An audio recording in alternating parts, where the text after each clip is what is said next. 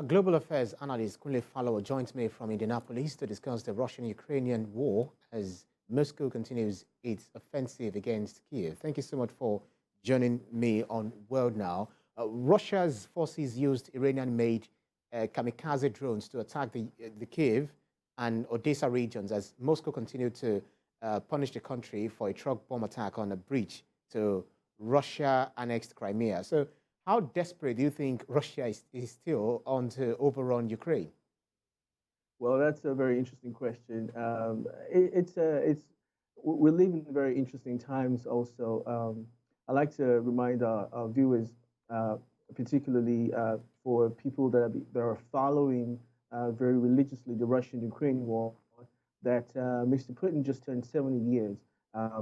He had spent 70 years on planet Earth, and this is getting way out of hand, and there seems to be no end in sight in the ongoing war in Ukraine, particularly now that it's been going towards the next Crimea region, which was taken over by Russia since 2014.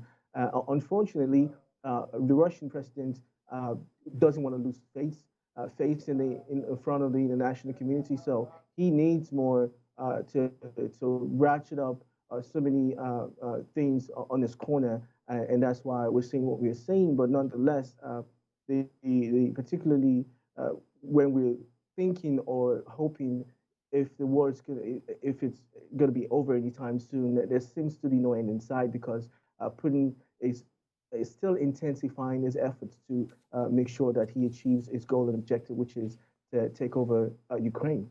Mm. Well, the Speaker of Russia's lower house of parliament threatened an even tougher response to future attacks by the Kiev regime. But do you think Ukraine has been effectively defending its territory?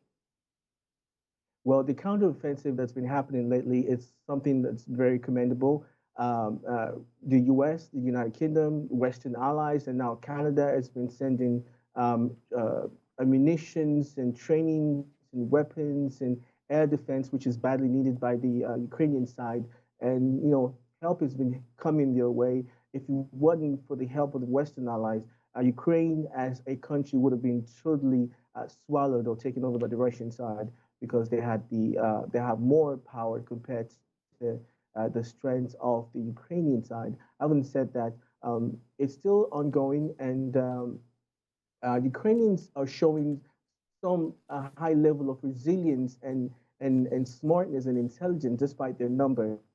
And like I said, is very commendable. Then again, the Western allies, the only thing that hasn't happened yet is NATO hasn't completely intervened because Ukraine haven't been able to formally request for them to join the NATO forces. They haven't been ratified yet. Hence, there seems to be no military boots from international or Western allies. Say, the United States, for instance, hasn't been able to bring their people or military people in the battlefield, but they're still helping in supplying ammunitions and trainings for the Ukrainians in order to compete or to not even competition this time, to fight for their survival and fight for their country of Ukraine.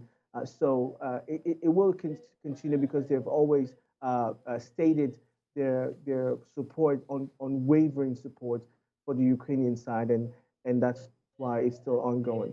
Yeah, makes sense. But Putin just met with Turkish President Tayyip Erdogan on the sidelines of a regional summit in Astana, Kazakhstan.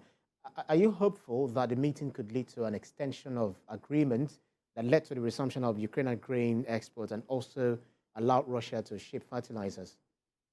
When I looked at the news of the Russian Turkey meeting, it was unfortunate because what I was looking at was finding a lasting solution or finding a resolution in an amicable, a dialogue, diplomatic way of resolving this crisis. Unfortunately, one of the ministers of the Russian side is saying that there wasn't no discussion as to ways to diplomatically resolve the crisis, the war ongoing in Russia and Ukraine. So now they're all us just talking about how the Nord Stream or the gas and will be, traveling not from the Nord Stream 1 and 2 anymore, but this time how to channel that product from Turkey to the European side. And this is just business, and it's monetary reasons, and he needs all the funds he could get to continue to finance this very, very expensive war. So unfortunately, there wasn't any talk again about how to resolve this crisis. So yes, this is very concerning. Mm. Well, we'll see how things continue to pan out at the end of the day. Global Affairs Analyst Kunle Falowo, thank you so much for your time. My pleasure. Thank you.